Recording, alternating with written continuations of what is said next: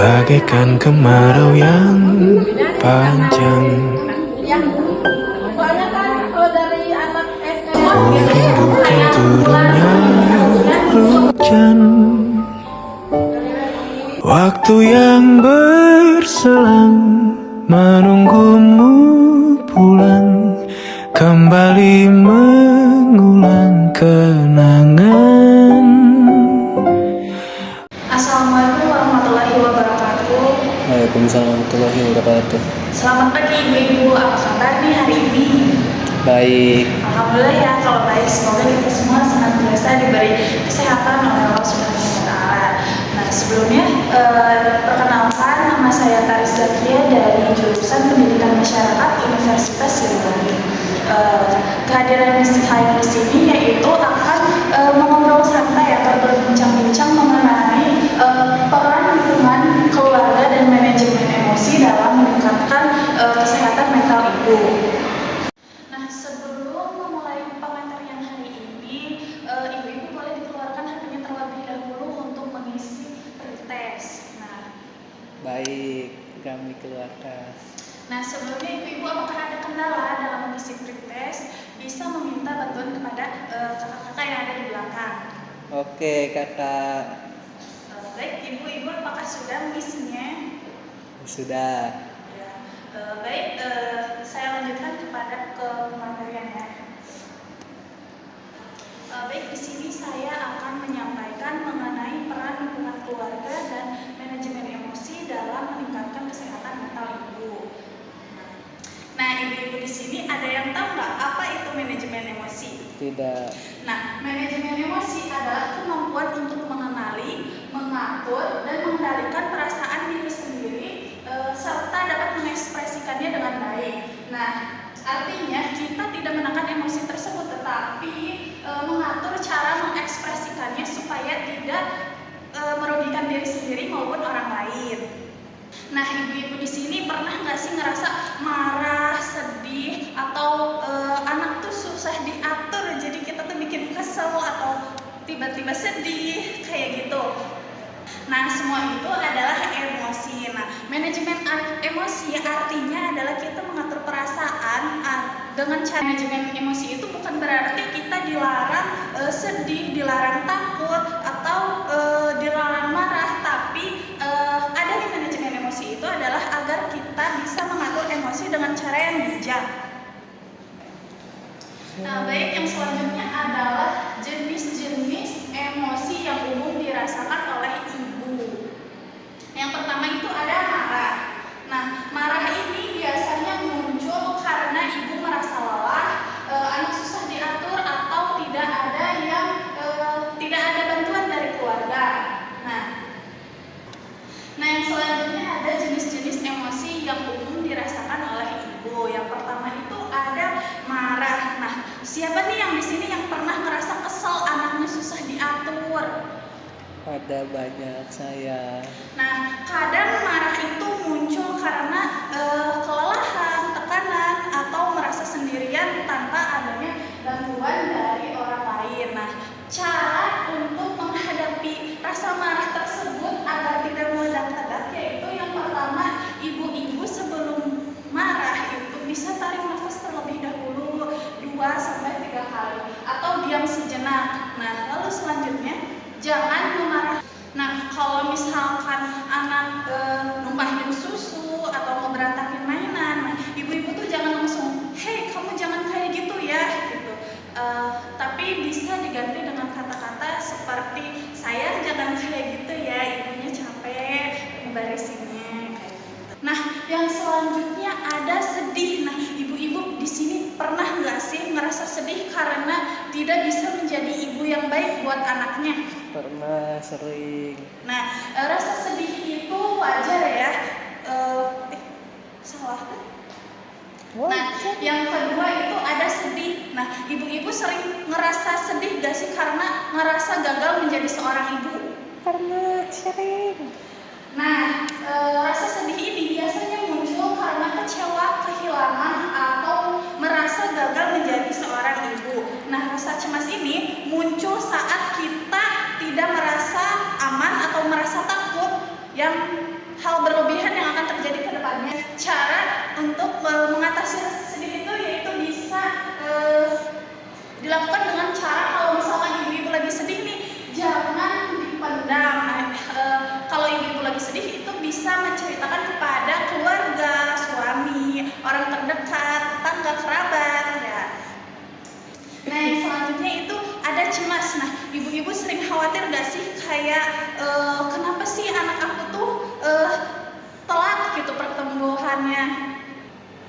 Nah, rasa cemas itu biasanya muncul karena kekhawatiran ibu pada anak yang terlalu berlebihan soal masa depan anak atau tumbuh kembang anak.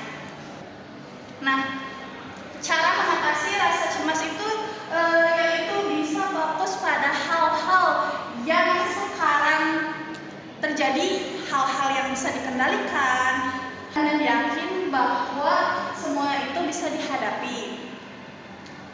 Nah, selanjutnya itu ada rasa takut. Nah, ibu-ibu pernah nggak sih ngerasa takut kalau salah asuh atau takut ditinggalkan? Nah, rasa takut ini sering muncul karena kepercayaan diri atau kurangnya pengalaman di masa lalu. Nah, seperti kayak contoh ibu yang baru mempunyai anak itu pasti ada sih ngerasa kayak takut berlebihan, soalnya kan belum pernah menjadi ibu sebelumnya, jadi kayak takut salah asuh. Nah, cara mengatasi rasa takut tersebut yaitu ibu bisa mengubah rasa takut tersebut menjadi motivasi. Misalnya aku takut gagal, berarti aku harus berusaha lebih baik lagi dalam menjalani kehidupan gitu. Nah, yang keempat ada bahagia. Nah, ibu-ibu kapan sih terakhir kali merasa bahagia bersama keluarga? Kemarin. Nah, rasa bahagia itu muncul ketika kita mendapatkan dukungan dari keluarga, tetangga, suami, ataupun saudara. Nah, perasaan positif ibu dapat kalau misalkan ibu bahagia itu jangan lupa untuk mensyukuri hal-hal kecil karena kebahagiaan ibu itu bisa menular kepada anaknya.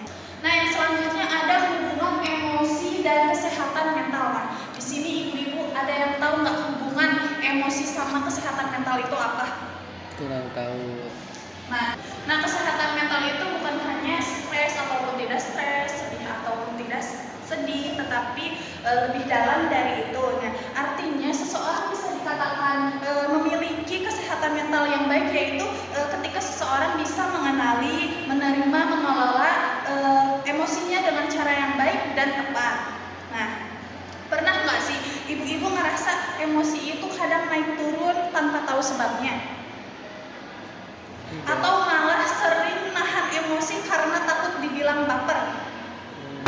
Nah, kenapa emosi itu penting untuk kesehatan mental? Ada yang tahu nggak ibu-ibu? Tidak. Nah, karena emosi adalah bagian alami dari manusia yang semua orang bisa merasakan marah, sedih, stres, bahagia.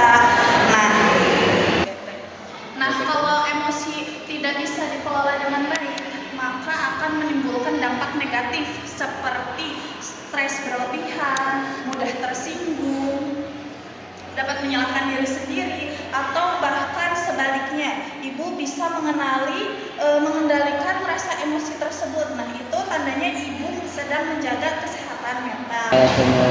Nah, yang selanjutnya adalah langkah-langkah mengelola emosi dengan baik. Yang pertama itu kenali emosi dari perasaan yang muncul seperti marah, sedih, ataupun cemas. Nah, bisa tanyakan kepada diri sendiri nih, sebelum itu kayak aku ini lagi marah, lagi sedih, atau lagi bahagia.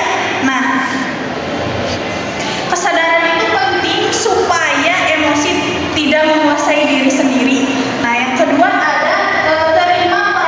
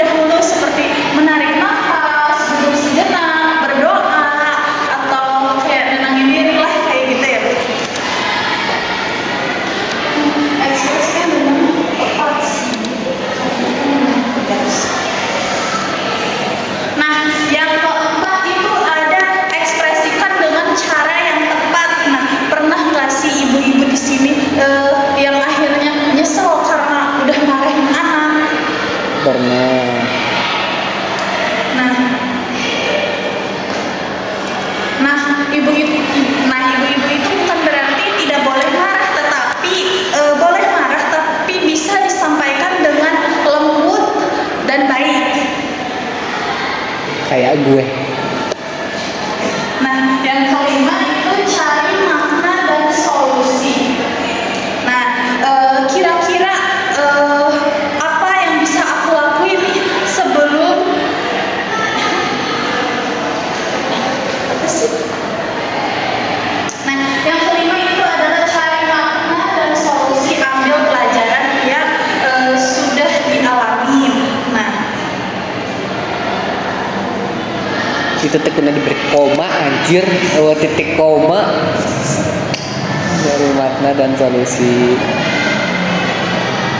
nah kira-kira kayak apa nih pelajaran yang bisa diambil dari sebelumnya gitu, kayak aku udah marahin anak gitu. Nah sebelumnya itu aku nggak boleh marahin anak lagi kayak gitu, karena apa, anak bisa aja sedih, anak bisa aja jadi takut kepada ibu kayak gitu ya.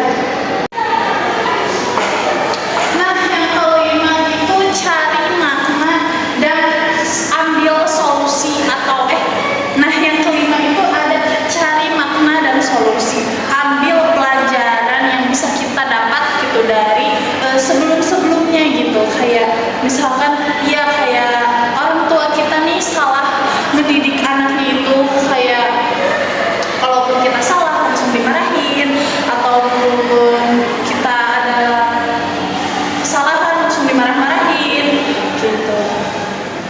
Nah jadi untuk kedepannya tuh ibu bisa introspeksi diri dari pengalaman sebelumnya. Contohnya kayak tadi pagi nih aku marahin anak-anakku kayak gini, kayak marah. Jadi anak itu melihat kita tuh ngerasa takut gitu, ataupun jadi anak tuh jadi nggak terbuka gitu sama kita tuh. Nah jadi untuk kedepannya gitu ya, ibu itu bisa mengubah caranya itu jadi yang lebih baik lagi gitu, supaya hal tersebut tidak terulang kembali. Kayak misalkan ibu pernah diginiin sama orang tuanya, jadi berarti kita itu jangan kayak gitu sama anak kita tuh. Dukungan sosial keluarga adalah bentuk bantuan, perhatian, dan rasa dilindungi yang diberikan oleh anggota keluarga seperti suami, kerabat, orang tua, secara emosional, praktis, maupun moral. Nah, dukungan ini menjadi fondasi yang sangat penting bagi